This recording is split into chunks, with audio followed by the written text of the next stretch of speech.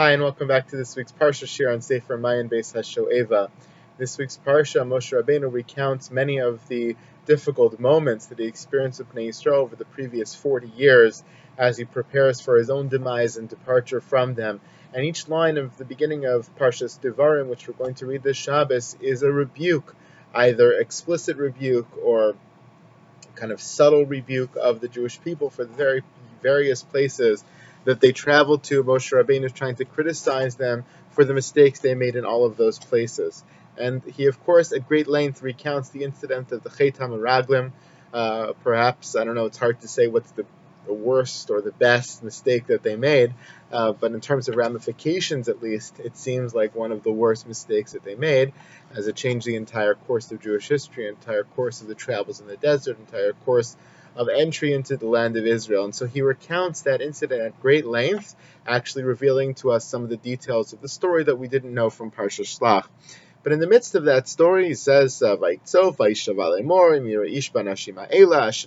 that none of the people involved in the Chet HaMeraglim, none of that generation would see the land of Israel, Zulasi Kalev ben Yefuneh, except for Kalev and Yoshua. And then at the end of that phrase, the very next pasuk, Moshe jumps to a strange statement. Gam bi tanaf Hashem biglalchem lemor, gam ata lo tavo sham. Moshe Rabbeinu appends his own inability to enter the land of Israel to the end of the story of the Meraglim and that generation not entering the land of Israel. He says, and also Hashem got mad at me because of you, saying to me, even you will not go there. Now, we are savvy readers of the Tanakh.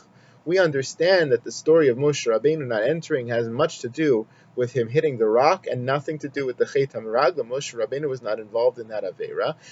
But let's say you came to this Parsha as a fresh reader of the Torah without any prior knowledge, and all you hear now is Moshe recounting this story. What you would immediately conclude is that somehow, because of the Chet HaMeraglim, God will not allow that generation to enter, nor will he allow Moshe to enter. The way Moshe phrases it, it sounds almost as if his lack of entry to the land is part and parcel of the Chet HaMeraglim story, when we know that that is simply not the case. So the Rosh Schwab asked, Tzarich Biur, Shasiba shelo nichnas Moshe Rabbeinu la'aretz lo hayta biglal Chet HaMeraglim, ela machmas me'meriva. Maayan be'emtza Parshas HaMeraglim. We know it's because of Me'meriva, the story of hitting the rock, that Moshe is unable to enter the land. Why does he stick that in here in the midst of the story of Chet HaMeraglim? So he answers as follows, with, I think, an answer that is very insightful. You may not like it in terms of answering the pshat of the pasuk, but I think it's an interesting thing to think about. Hinei bechol hislonenus b'nei Yisrael b'midbar, amru el Moshe. In all the complaints of the Jewish people in the desert, they keep saying to Moshe Rabbeinu, like the one common thread, the common denominator, the theme behind all of the complaints, or the veiled threat of all of the complaints, is Lama Hotzianu Mimitzrayim. Why did you take us out of Egypt? Over and over they say to Moshe, we would have been better off in Egypt. Then why did you take us here to die in the desert? And we should go back to Egypt. Over and over that refrain continues throughout the story of the travels through the desert. Ki'ilu Moshe haya ashem bedavar.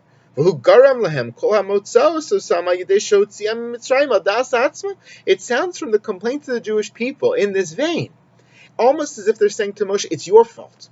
You personally decided to take us out of Egypt. You took us on this long trek, and you made us come to all these difficult moments. It's your fault, and therefore we want to reject this plan and go back. Moshe, you're guilty. And that theme is reflected in the Chet HaMeraglim as well. The Chet HaMeraglim amru, Lu masnu be'eretz Mitzrayim u'b'midbar hazeh lu masnu, halo tov lanu shuv Mitzrayim. The same refrain, we would rather have died in Egypt than come along this long trek. It would have been better to go back to Egypt. It is better for us to go back to Egypt. That same refrain exists in the story of Chet HaMeraglim. Af shebe'emes la yam makom l'shum taina v'tfiel Moshe Rabbeinu. It's a ridiculous claim to try to lay the blame on Moshe Rabbeinu as if it was his personal decision to bring them out and take them on this long trek through the desert out of Egypt and towards the land of Israel. It wasn't his choice at all. What claim did they have on Moshe Rabbeinu? Everything he was doing here was al pi Hashem. They had a complaint against somebody doing this to them, which they shouldn't have, but if they did, should have complained against HaKadosh Baruch Hu. Moshe is simply the messenger. Amnam. So why do they do that? Why do they lay the blame on Moshe, and what's the result of it?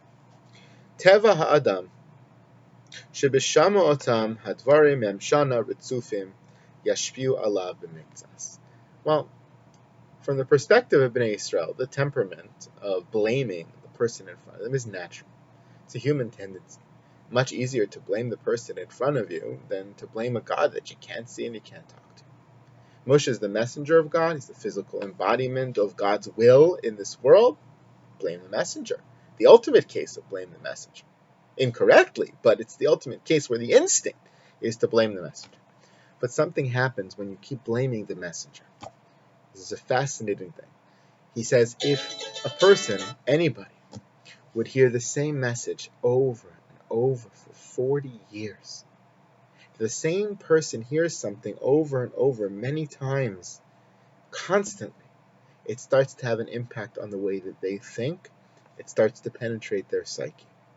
ואולי יש לומר שהוכיח משה שדבריהם עשו קצת רושם גם עליו, שבסוף 40 שנה עשה בשוגג דבר אחד מדעתו, שלא היה בציווי Hashem. Maybe by including his own sin of hitting the rock and not being able to enter the land of Israel, along here with the description of the Chet HaMeraglim, the ultimate story that represents their desire to go back to Egypt, and they're blaming Moshe for their problems. Maybe what Moshe is saying is, with every time this happened, like Chet HaMeraglim, every time you blamed me, it entered my psyche more and more and more, to the point where I personally even started to believe that somehow this whole mission is based on my own will, based on my own decisions, based on my own desires, based on my own things that I want to accomplish, and my own ability to decide in the moment. In some small way, their comments over 40 years created kind of this false thinking in Moshe's brain where he forgets about HaKadosh Baruch Hu for a second. It's, yeah, I am the man. You're right. It is me. And in that moment, he says, I got so caught up in myself that I decided to hit the rock of my own volition without thinking about what the will of Hashem really was. V'hainu shehikas asel. V'zeh gam bi sanaf Hashem b'glachem. That's why Moshe appends it here. And he says, gam bi sanaf Hashem b'glachem. God also gets mad at me, telling me I'm not going to come to the land because of you, meaning because of your comments, like in this incident of Chet HaMeraglim, over and over, that penetrated my psyche. Shedivrechem u'tzlonosechem sof sof garmu sheyatza haketzef gam alai leimor gam atalo savush. That your comments over and over caused me, in the end of the day, to think of myself incorrectly and fall into this mistake of thinking I'm the own manager of my time and my mission, and I hit the rock because that's what I wanted to do in the moment, forgetting what Hashem had commanded. He says you can prove this from another pasuk. Gam bazeh yivuar bazeh gam b'pasuk in the next parsha Vayeschanan. It says V'Hashem hisanaf bi al divrechem vayishava levoti avri yarden. In Vayeschanan he says a little differently. It says not bi hisanaf Hashem biglalchem. God get mad at me because of you, which it says here in Devraim. But the next parsha says it even clearer. God gets mad at me al divrechem, because of your words. Now it fits into the pshat that the Rosh Schwab is trying to push here. Al divrechem, you had Devraim, you had words with me so many times in the course of these travels in the desert for 40 years, and it's because of those words that I made a terrible mistake in my thinking. And it so penetrated that I started to believe your words. I started to believe that it's all because of me, that I decide things. And I made a mistake of hitting the rock. As I said before, I think one has to realize, perhaps at some level, that it may not sit totally well with you to use this commentary of Rav Schwab as the pshat of the pasuk here. Something feels a little bit missing, in my opinion, in terms of reading the pshat of this pasuk. But I think Rav Schwab is hitting on a phenomenally important insight into human nature, and generally into the story of Moshe Rabbeinu, even if it doesn't explain this direct pasuk. And that is that what people say to us has an effect on us. And that when people say something goes over and over and over, the strongest person will have trouble rebuffing that and keeping that at a distance, because at a certain point it does penetrate your psyche. and start to affect the way that you're thinking. We're so susceptible to the words of people around us, to the common beliefs of people around us, that we become sunk in it and don't even see that there's a different reality that perhaps we should aspire to. I think that's such a relevant message as we enter the Shabbos Hazon, the end of these 9 days, and enter Tisha B'Av as we mourn for the Mikdash and for the exile of the Jewish people over all these long, long years.